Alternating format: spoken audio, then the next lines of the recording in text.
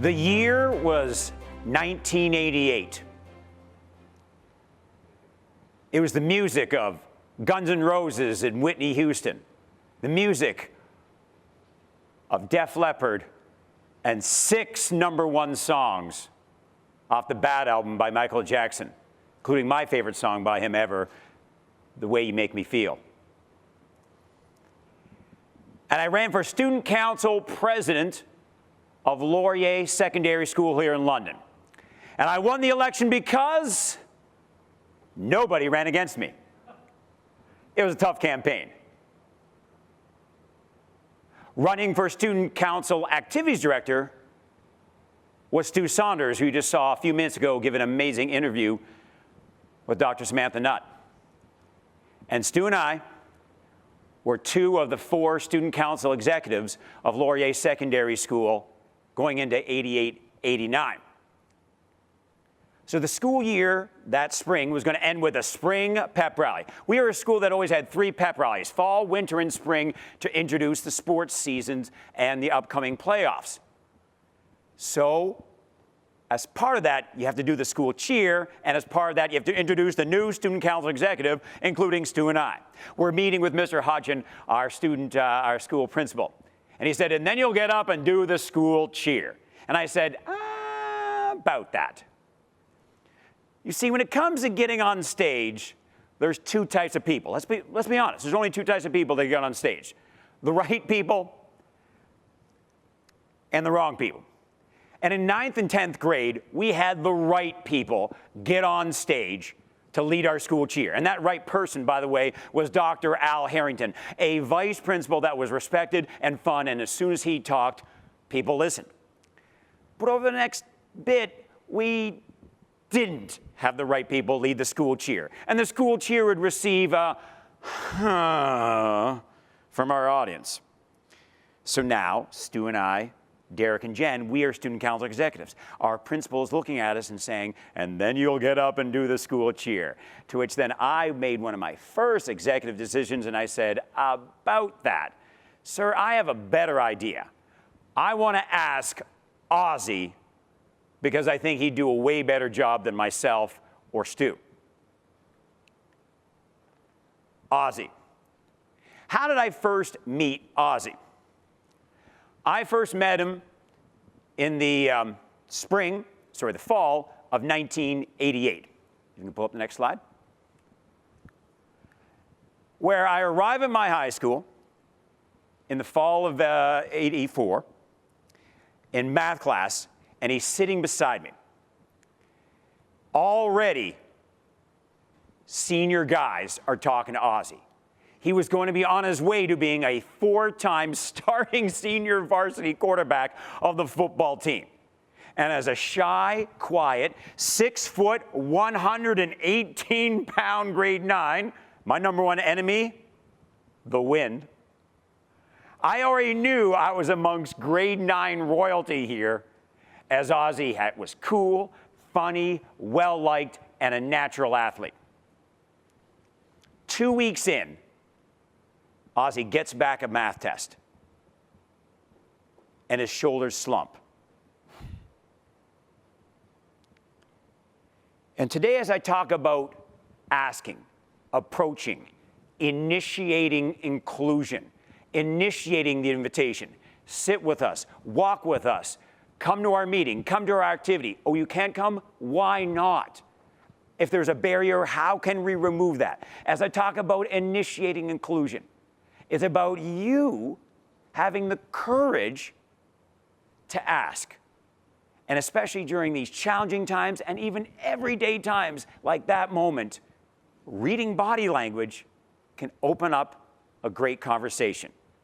And that's how the shy, awkward grade 9 in his second week at a new building read that body language and had my first conversation ever with Oz.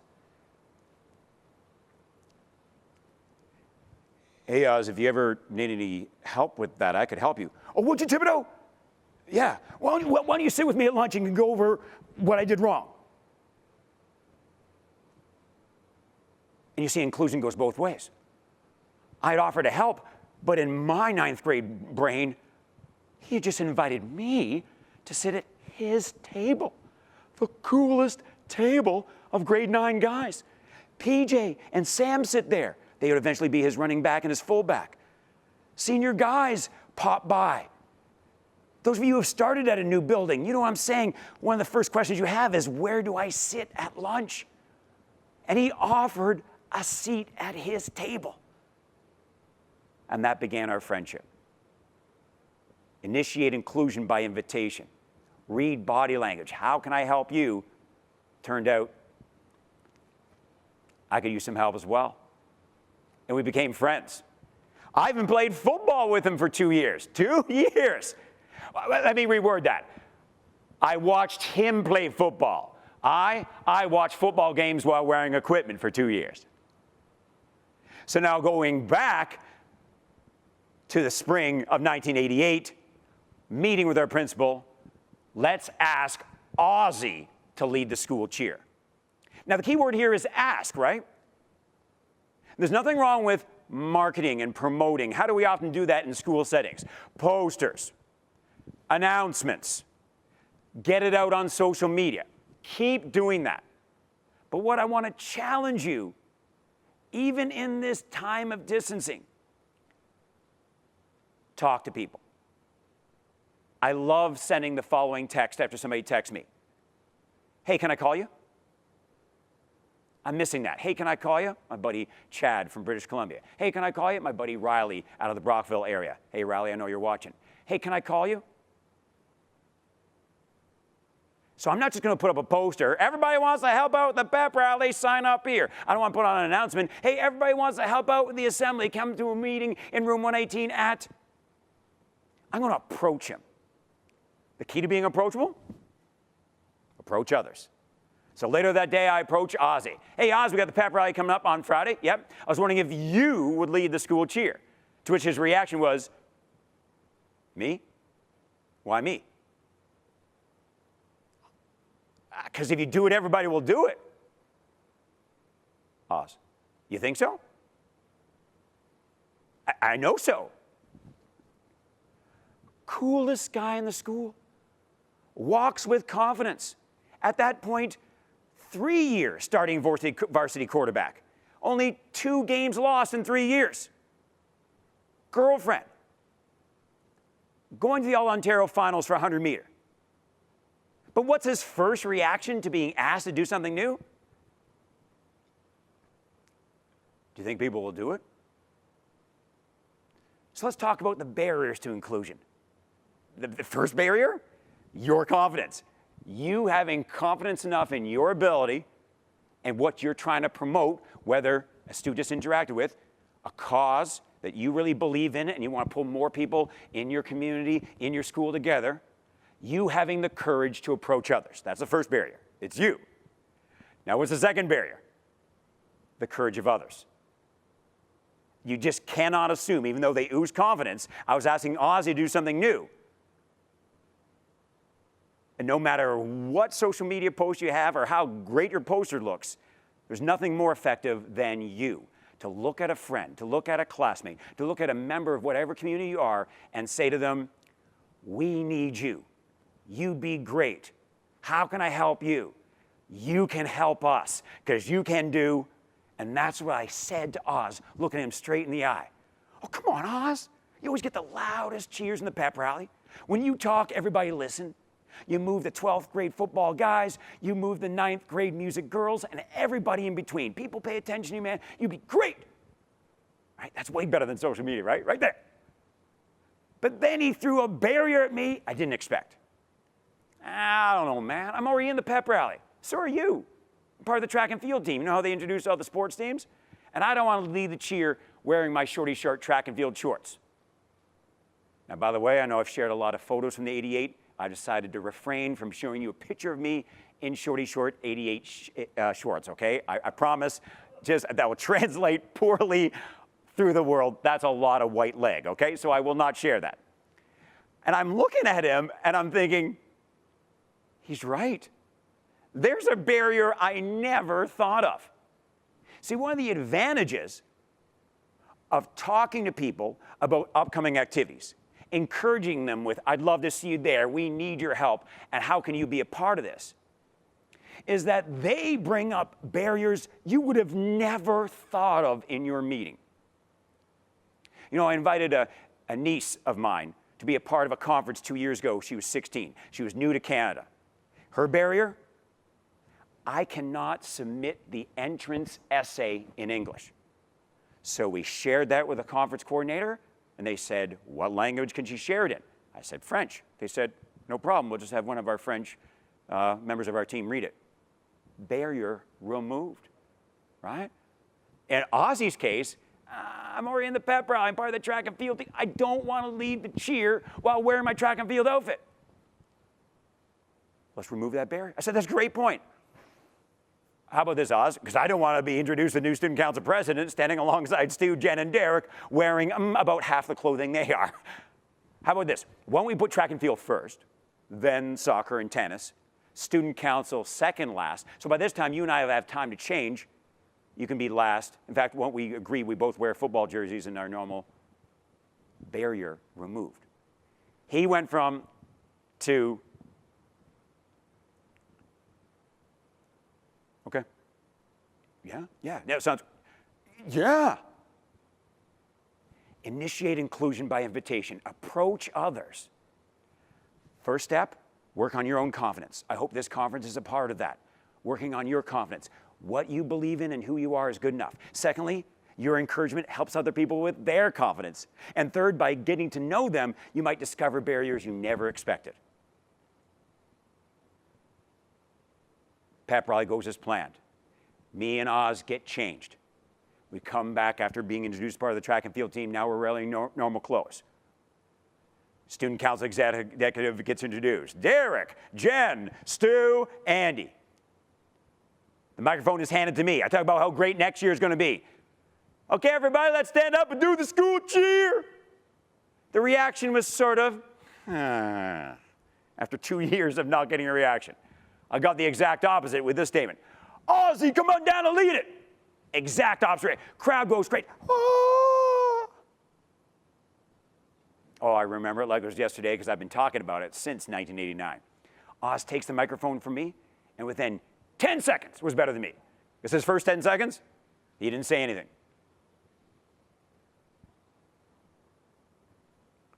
Next year's my last year. Is it your last year, PJ? Yes, it is, Ozzy. Is it your last year, Sam? Yes, it is, Ozzy. Is it your last year, Jamie? I hope it is. And I want it to make the best year ever. And Stu and Jen and Derek and Andy, they need your help. I need your help. Everybody up, up, up, up. And everybody got up, and he called out a few of the football players, and it was the loudest I heard the cheer in years. Meanwhile, me and Stu are in the audience doing this. Excellent, Smithers, excellent. It was fantastic. And Oz was hooked. And after the pep rally said, hey, how can I be a part of this again?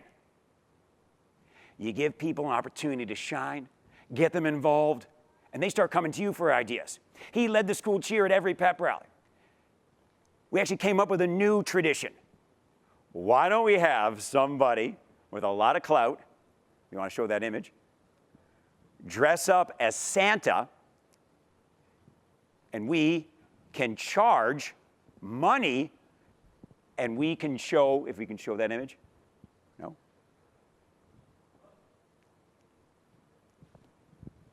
Oh. We can charge to sit and have a picture with Oz, and that money all goes to our food drive. Initiate inclusion. And last year, I had an interview with Oz. You see, he's been a 25-year police veteran in the London area. And I was doing a speech for the Arizona Association of Crime Analysts. And I talked about our connection throughout the years. And I talk about how I share what I call the HI rule.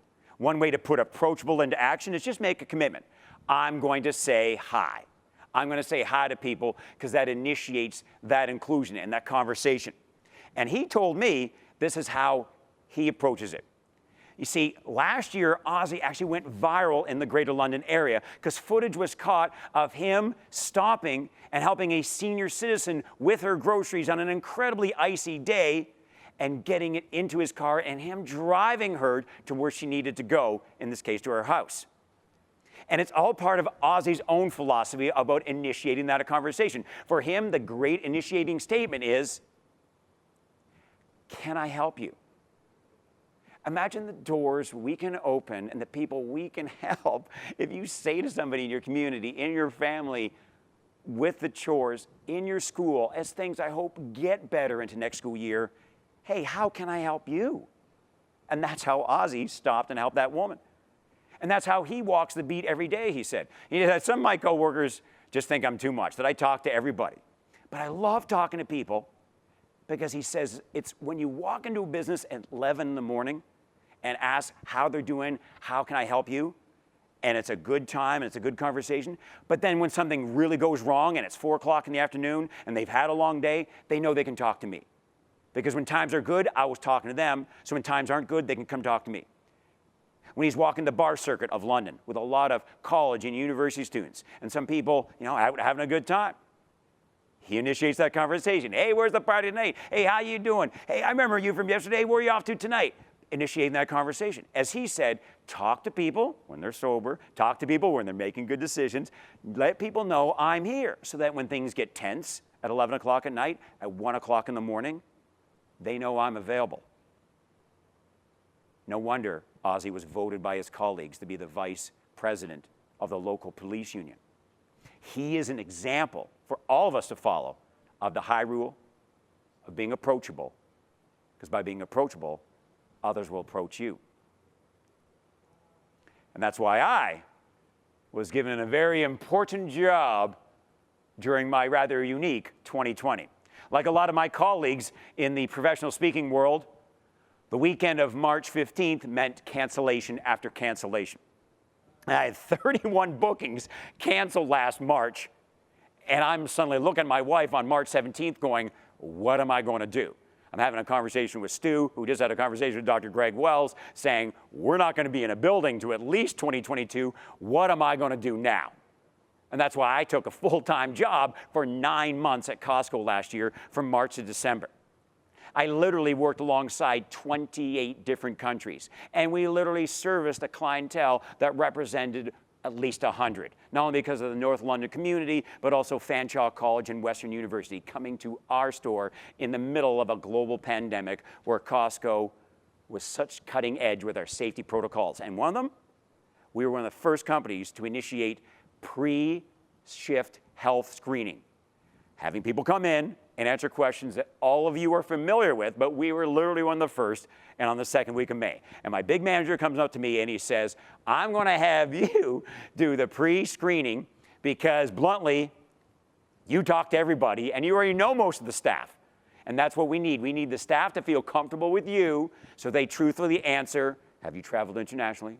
Are you experiencing any of the symptoms? Have you spent any time with people experiencing these symptoms, right? It depends on honesty. And they wanted somebody that's going to get honesty back. In other words, in the middle of a crisis, in a job completely foreign to me, I've been a speaker for 28 years, and now I'm in month 3 of being in retail. I found out that what we teach at the global conference and under the guise of student leadership is leadership. It's effective everywhere. There were moments I was getting such compliments about my ability to work with people, and I just didn't realize, because I'm around such personable people in my speaking industry, just how what we're talking about today translates so beautifully out there in the work world. So on my first day, I check in Jess. I already know Jess. She has such a neat story. Because one time I said to her, hey, how long have you worked here? Oh, since I came to Canada 4 years ago. Oh, where did you come from? You came from Korea. Oh, wait, why did you stay? Is it because of Costco? No, I met a guy. Oh, how did you meet him? Jess was such a ball of energy, so much fun, living in Canada, met her boyfriend, Fanshawe College, coming to Canada because of Fanshawe College here in London. So I check her in. I check in everybody. After I check everybody in, I then have to go to the master employee list and check them off that they've, checked in. I can't find Jess. I'm like, okay, there's no Jess that started at 10 in the morning. Where is she? So I go out under the shop floor. She's a cashier. I come up behind her. I say, hey, Jess. Yes, Andrew. I'm sorry, I can't find your name on the master employee list. Where are you? She starts laughing her great laugh. Oh, I'm so sorry, so sorry. Jess is my Canadian name. On the employee list, it's my Korean name. Oh, what is that? So Young. Sorry, pardon me? So Young. How do you spell that? I had the list. Oh, there you are. S-O-J-U-N. Okay, so it's pronounced So Young. Got it. So sometimes we need to do that with wonderful, diverse people. Slow it down. How do you spell that? Got it. So Young. Got it. By the way, Jess, how do you say thank you in Korean? Gumawa. Pardon me? Gumawa? Yeah. Oh, that's my new favorite word. I said, I love that word. When I hear gumawa, I think of a big, cuddly creature like a gumawa. And she starts laughing. No, seriously, that's such a cute word. I love it, gumawa. And I'm going to add it to my now growing list of words that I can now use with my colleagues and the people that are customers there. I can say gracias. I can say merci. I can say shukran. One of my coworkers with deaf, I can say thank you by going like this. And now I got a new one, gumawa. Within an hour, I'm not making this up, I go out on the shop floor, we're selling this new stuffy. I grab it, I was like, this is a gumawa. And I run up to the front, I go, here's my gumawa. And I couldn't believe the timing of this, that we were literally selling a creature that in my mind was gumawa, or thank you in Korean. And I bought it for my daughter. And her 12th birthday was just a few weeks later. And I said to my daughter, Isla, I know you like to name your creatures, but I've already given it a name. Here's your gumawa. Initiate inclusion by invitation. You having the courage to approach others. Your approaching others lifts their courage up. You getting to know them, you become aware of barriers that you maybe didn't know existed. And you get to know people in such a way that you realize, oh, your birth name is So Young. Gumawa So Young. Merci. Gracias. Asante. Shukran.